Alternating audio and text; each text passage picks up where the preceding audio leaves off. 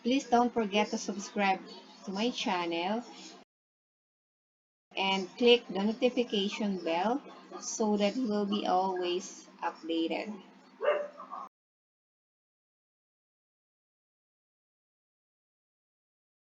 This vlog is all about text to voice.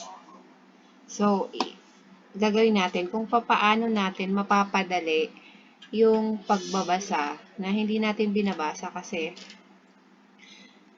kapag mahabang masyado yung document, masyadong expose yung ating mata. So, sa part natin, mahirap gawin yon kasi masyadong focus yung mata natin. So, masakit sa mata. So, merong pamamaraan kung paano natin mapapadali. Ang gagawin lang natin, makikinig lang tayo sa babasahin ng computer. So, paano natin gagawin yun? So, punta lang tayo dito sa pre-text to speech. So, ayan.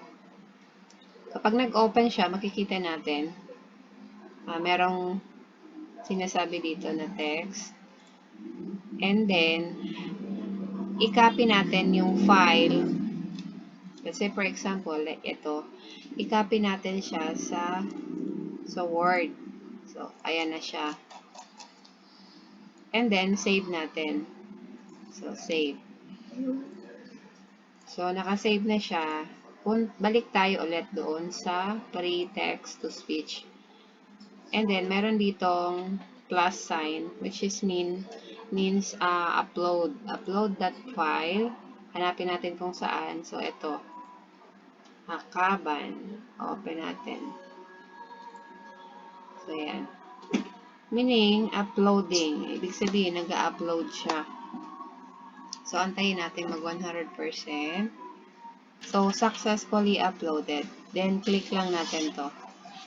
And then, ayan na, preparing na para basahin niya yung document. So, habang binabasa niya, hindi na tayo magtitingin pa sa computer. Diba? O. Then, play. Kung ano na andyan na kinapi natin, yun yung babasahin niya.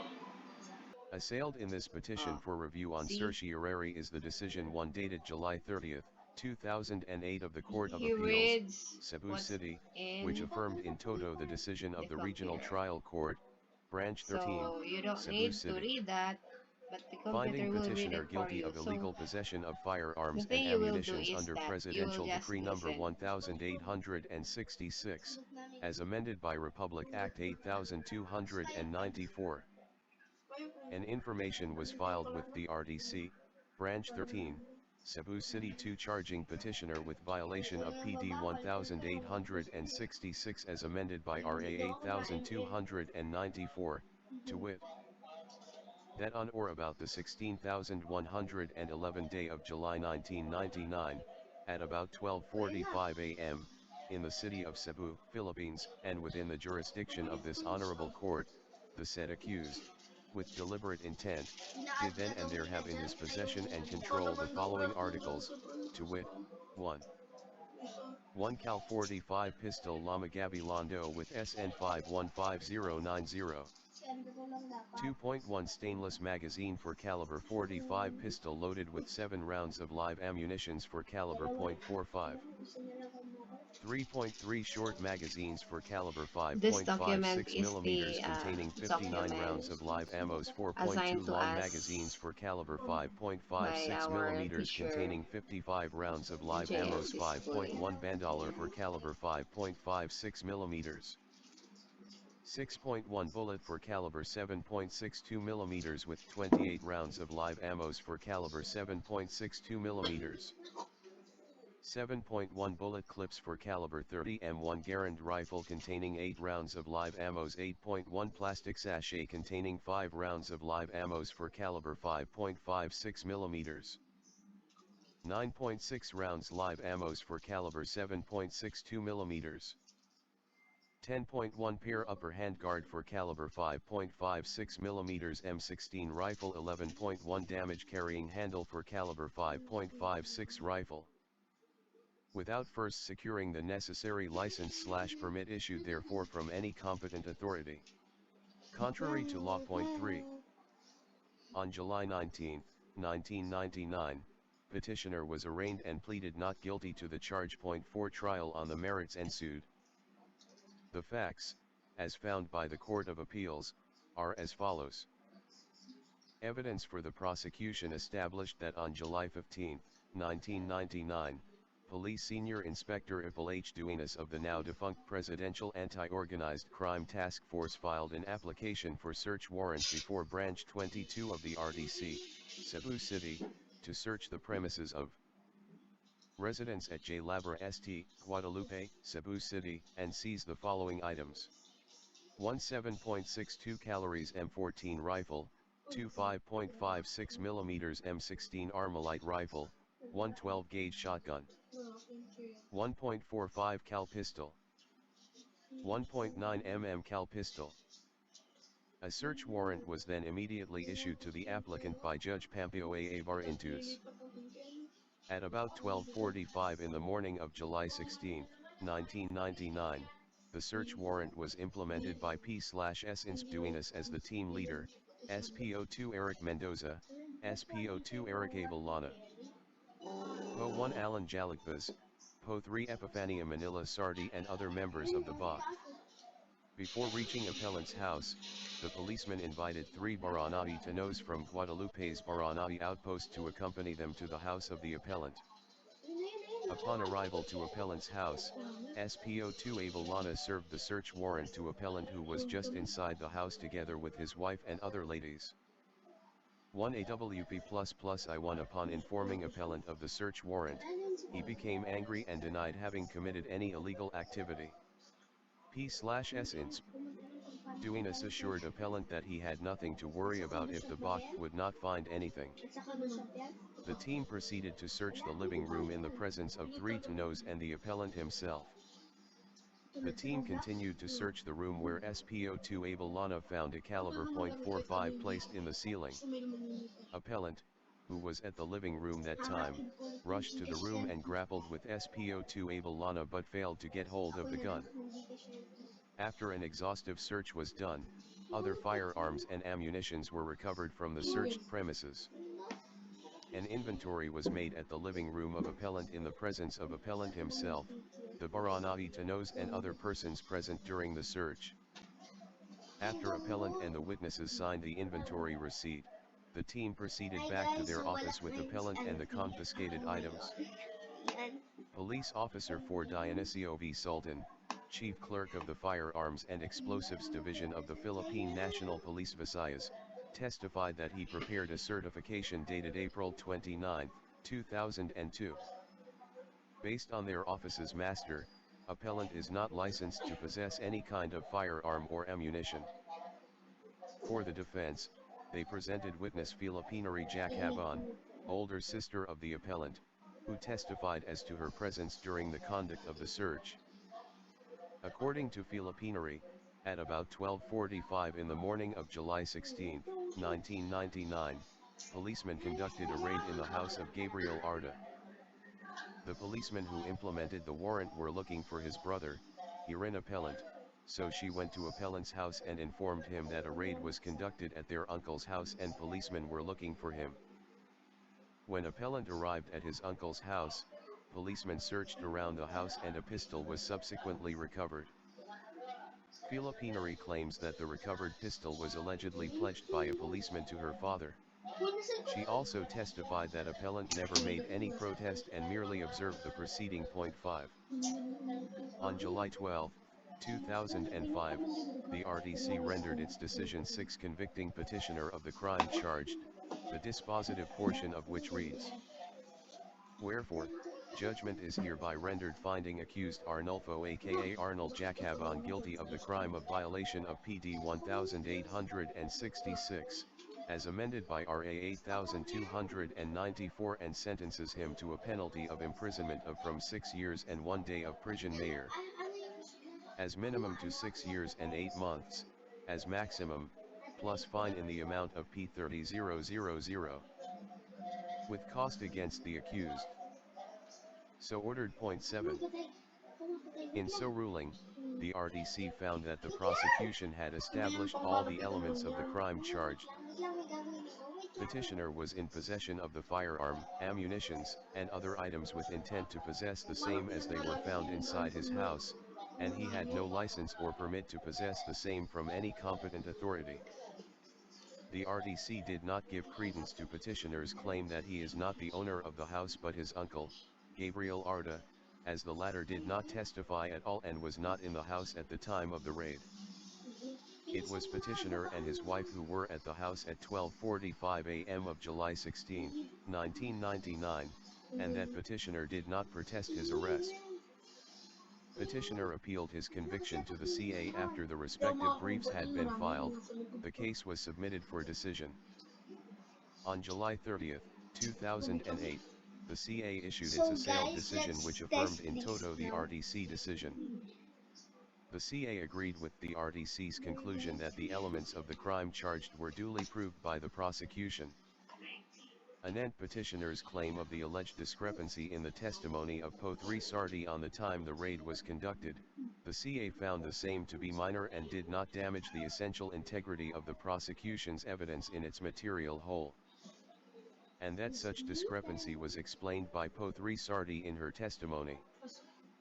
Hence, this petition for review filed by petitioner. Petitioner argues that the RDC decision finding him guilty of the crime charged is premised on its erroneous conclusion that he is the owner of the house where the unlicensed firearms and ammunitions were found. He reiterated his claim that there was discrepancy in the testimony of Pothri Sardi as to the time the raid was conducted. As a rule, only questions of law may be raised in a petition for review under Rule 45 of the Rules of Court. 8. As such, we are not duty-bound to analyze and weigh all over again the evidence already considered in the proceedings below. The findings of facts by a trial court, when affirmed by the Court of Appeals, are binding on the Supreme Court.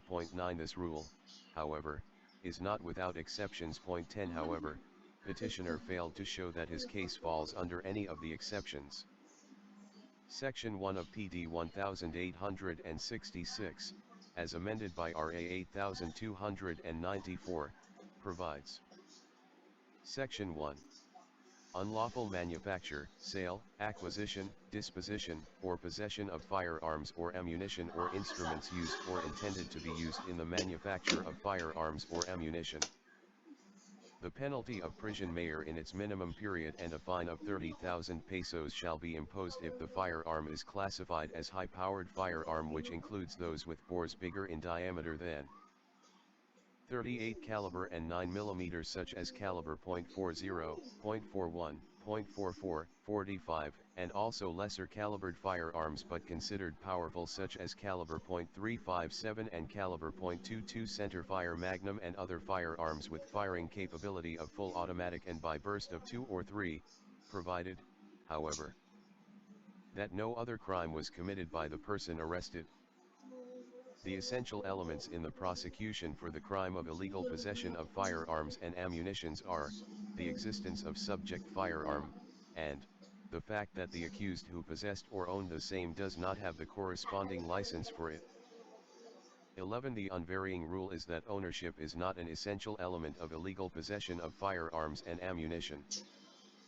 12. What the law requires is merely possession, which includes not only actual physical possession, but also constructive possession or the subjection of the thing to one's control and management. 13. Once the prosecution evidence indubitably points to possession without the requisite authority or license, coupled with animus possidendi or intent to possess on the part of the accused, conviction for violation of the said law must follow. Animus possidendi is a state of mind, the presence or determination of which is largely dependent on attendant events in each case. It may be inferred from the prior or contemporaneous acts of the accused, as well as the surrounding circumstances. 14. Here, the prosecution had proved the essential elements of the crime charged under PD 1866 as amended by RA 8294. The existence of the seized firearm and the ammunitions was established through the testimony of Pothri Sardi. There was an inventory of the items seized which was made in the presence of the petitioner and the 3 Baranaitanos, who all voluntarily signed the inventory receipt. Po3 Sardi identified all the seized items in open court. It was convincingly proved that petitioner had constructive possession of the gun and the ammunitions, coupled with the intent to possess the same. Petitioner's act of immediately rushing from the living room to the room where SPO2 Abel Lana found a caliber .45 and grappled with the latter for the possession of the gun proved that the gun was under his control and management. He also had the animus possidendi or intent to possess the gun when he tried to wrest it from SPO2 Abel Lana. Petitioner's lack of authority to possess the firearm was established by the testimony of police officer for Dionisio V. Sultan, Chief Clerk of the Firearms and Explosive Division of the Philippine National Police Visayas that petitioner is not licensed to possess any kind of firearm or ammunition based on the FED-PNP master list. Anent petitioner's argument that the house where the firearm was found was not owned by him is not persuasive. We quote with approval what the RTC said in debunking such issue, which was affirmed by the CA, thus: if the accused is not really the owner of the house where the firearm, ammunitions, and other items were found, he should have protested his arrest. But in the instant case Filipinieri Jacabon said that there was no protest at all. If the accused is not really the owner of the house raided by the police officers, what was he and his wife doing there at 12:45 in the morning? The defense asserted that the house of the accused was already demolished when the road fronting it was widened. But the defense failed to present the tax declaration covering the said house before it was demolished. XXXXXXXXX. Gabriel Arda, the alleged owner of the house, did not testify. He was allegedly suffering from hypertension. The defense, however, did not file a motion to take his deposition. Filipinieri likewise testified that at the time of the raid, the owner of the house was not present. Her testimony bolsters the fact that Gabriel Arda is not really the owner of the house where the raid was conducted. 15. Even assuming that petitioner is not the owner of the house where the items were recovered, the ownership of the house is not an essential element of the crime under PD 1866 as amended. While petitioner may not be the owner, he indeed had control of the house as shown by the following circumstances. When the BOCF went to the house to serve the search warrant, petitioner was very angry and restless and even denied having committed any illegal act. But he was assured by P/S-INSP Duenas that he has nothing to answer if they would not find anything. Thus, he consented to the search being conducted. While the search was ongoing, petitioner merely observed the conduct of the search and did not make any protest at all, and petitioner did not call for the alleged owner of the house. As to the alleged discrepancy in Po3 Sardi's testimony as to the time the search was conducted, we agree with the CA when it found. Appellant likewise questions the discrepancies in the testimony of prosecution witness Po3 Epifania Sardi. Appellant contends that Po3 Sardi could not even testify correctly as to the time the raid was conducted. According to appellant, the established fact on records shows that it was conducted past midnight of July 16, 1999, while witness Po3 Sardi asserted that it was conducted at 12:45 high noon of said date. It bears stressing that minor discrepancies might be found in her testimony, but this does not damage the essential integrity of the evidence in its material whole, nor should it reflect adversely on the witness credibility as it erases suspicion that the same was perjured. Here, prior testimony of Po3 Sardi as to the time of the raid is considered only a trivial matter which is not even enough to destroy or discredit her credibility. Besides, she was able to explain her mistake when she previously stated that the search was conducted at 12:45 noon of July 16, 1999 instead of 12:45 in the morning, as she was hungry when she first testified. The record likewise does not reveal that Po3 Sardi was actuated by ill motive in so testifying against appellant. Thus, when there is nothing to indicate that a witness was actuated by improper motives, her positive declarations on the witness stand, made under solemn oath, deserve full faith and credence. 16. The RTC sentenced petitioner to an imprisonment of 6 years and 1 day of prison mayor, as minimum, to 6 years and 8 months, as maximum, plus fine in the amount of P30,000.00. The CA upheld the RDC. Under PD 1866, as amended by RA 8294, the penalty for illegal possession of firearms classified as high-powered, like Cal 45, is prison mayor minimum and a fine of P30,000.00. Applying Article 64 of the revised Penal Code, the maximum period of the imposable penalty cannot exceed prison mayor minimum in its medium period, there being no mitigating or aggravating circumstance, i.e., 6 years, 8 months, and 1 day to 7 years and 4 months. The minimum period, as provided in the indeterminate sentence law, shall be within the range of prison correctional in its maximum period, i.e., 4 years, 2 months, and 1 day to 6 years, the penalty next lower in degree to prison mayor minimum. 17. Thus, the minimum penalty imposable must be modified. Albeit, PD 1866, as amended by RA 8294, is a malum prohibitum and that the revised penal code is generally not applicable, it has been held that when a special law, which is a malum prohibitum, adopts the nomenclature of the penalties in the revised penal code, the latter law shall apply. 18.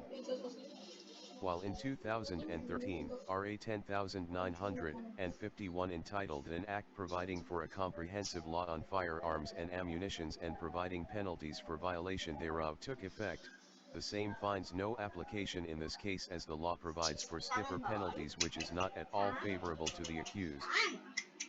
Wherefore, in view of all the foregoing, the decision of the Court of Appeals, dated July 30, 2008, is affirmed with modification.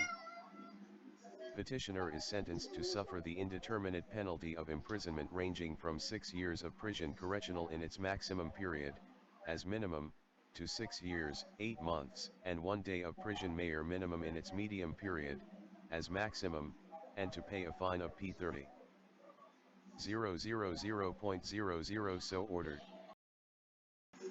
Please don't forget to subscribe to my channel and click the notification bell so that you will be always updated.